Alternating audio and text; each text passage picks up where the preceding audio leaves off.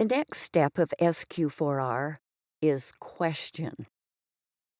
This step is where you decide what you want to get out of the text, your purpose for reading it. Now, this purpose can be an overarching question, or it can be an action. For example, after previewing a chapter on the respiratory system in biology, you could ask the big question: what are the parts of the respiratory system? Why is each important, and how do they function?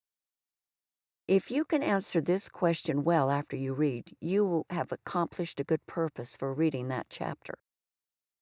Or, instead of an actual question, you could state an action you want to be able to do as a result of learning well from this chapter.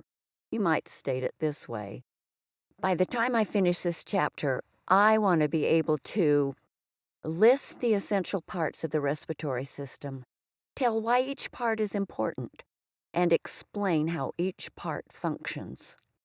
Whether you state a big, important question or you state important actions you want to be able to do, you have set a purpose for reading. Now, why do this? It gives you focus, gives you something to look for and think about as you read. It helps you know if you're learning as you go.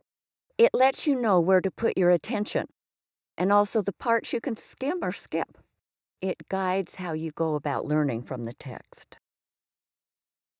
It creates curiosity and interest. It motivates and encourages you as you read. You will learn a strategy that will help you set useful and important purposes for reading. That strategy is called launch. Now that you have surveyed the chapter and know the big picture of the text and what you will be learning, and now that you have decided what you want to learn from the chapter, you are now ready for the next step in SQ4R.